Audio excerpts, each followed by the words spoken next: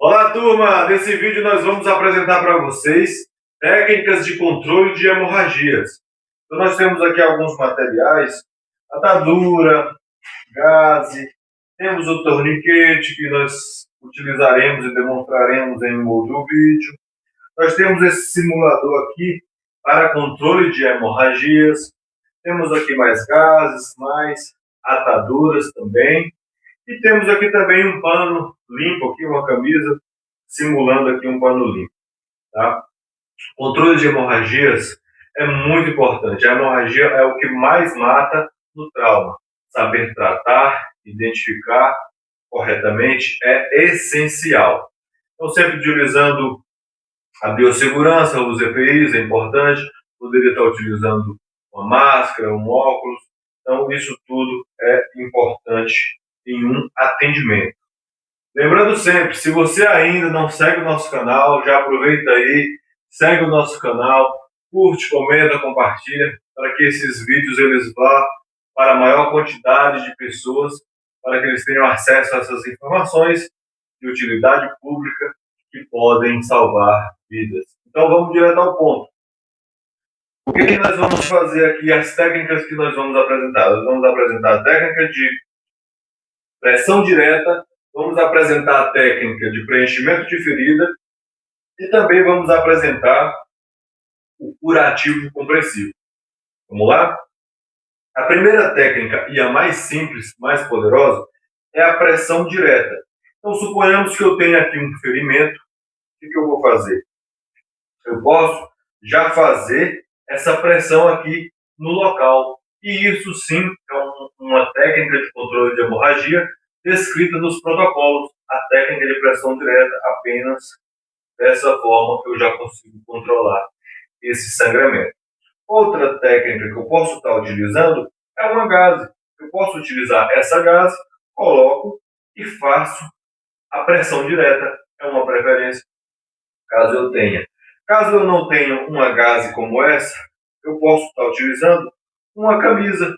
Então, eu pego aqui uma camisa, um pano limpo, coloco sobre o local e aplico a técnica de pressão direta. Essa é uma técnica para controle de hemorragia. Outra técnica importante de vocês saberem é o curativo compressivo. Por quê? Se eu estiver nessa técnica de pressão direta e a vítima precisar de um outro apoio, eu não consigo tirar aqui a mão para fazer ajudar em outro procedimento, por exemplo.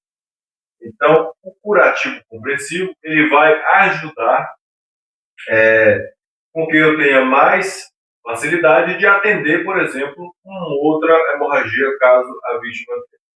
Então, vamos lá. Lembrando sempre, uma vez que colocamos uma gase, um pano ou alguma coisa em cima, a gente vai apenas fazer essa adição de camadas. Nós não vamos fazer a retirada para ver como está o sangramento. Porque neste momento, aquilo que estava coagulando, você retirou para ver como está, você abriu novamente aqui o ferimento e começa a sangrar novamente. Então, uma vez que colocou essa gase, tá, ou esse pano, se ele chegar a encharcar aqui de sangue, você vai sempre adicionar essas camadas para que tenha o efeito de coagulação e o sangramento seja estancado. Tá? Então isso é muito importante. Nunca retirar, sempre adicionar. Pressão direta já passamos, é essa técnica aqui simples. A segunda, curativo compressivo. Então suponhamos que eu estou aqui com a técnica de pressão direta no ferimento. Eu posso utilizar aqui, por exemplo, de uma atadura e aqui uma preferência para fazer a passagem. Coloquei a atadura e aí eu vou passando essa atadura, tá? O que eu posso fazer?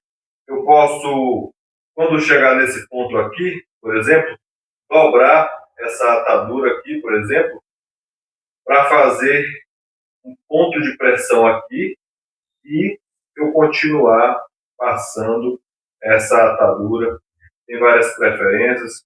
Eu poderia estar fazendo aqui uma espécie de X também, pegando aqui dos dois lados e fazer o meu curativo compressivo, que é uma técnica de controle de hemorragias. Daqui eu posso colocar lateralmente aqui a ponta e está feito o meu curativo compressivo. Essa é a segunda técnica que eu queria passar para vocês, a nível de primeiros socorros. Outra técnica muito importante é a técnica do preenchimento de ferida. Como que é essa técnica? De repente, a vítima ela teve um ferimento, como esse aqui, por exemplo, onde ele está profundo. Então, por arma de fogo, por arma branca, teve esse ferimento. Se eu apenas fizer essa técnica de pressão direta aqui em cima, o que vai acontecer? Eu vou controlar o sangramento superficialmente, porém, internamente, eu não controlei. Então, continua havendo esse extravasamento de sangue aqui dentro da cavidade. Então, a técnica de preenchimento de feridas, ela consiste em eu introduzir essa gaze, aqui, por exemplo, para que, fazendo um 360 lá dentro da cavidade, eu consiga, de fato, parar esse sangramento. Já vi aqui, já percebi que teve uma resistência, eu pego mais gaze, coloco mais gaze aqui e finalizo utilizando a atadura. Nisso consiste a técnica de preenchimento de feridas, onde eu preencho toda a cavidade, conforme vocês viram aqui. Preencho toda a cavidade. Aqui eu posso fazer uma pressão direta para que mantenha esse curativo compressivo. E vocês percebem que eu utilizei a gaze para fazer um 360 dentro da cavidade do ferimento e preencher. Uma vez que eu preenchi e senti resistência, não vai haver mais um extravasamento de sangue lá dentro. Então eu controlei com a técnica de preenchimento de feridas. Eu poderia também utilizar um agente hemostático também, que são utilizados para controle de sangramento. Poderia estar utilizando aqui um agente hemostático. Poderia também utilizar uma gase em Z-Fold, que são gases também próprias para fazer esse tipo de preenchimento de ferida. E são técnicas de controle de hemorragias eficientes para que controlemos as hemorragias, evitemos esse extravasamento de sangue quando temos esse ferimento. Essas técnicas de controle de hemorragias, elas têm como mesmo objetivo preservar a vida, evitar o choque hemorrágico.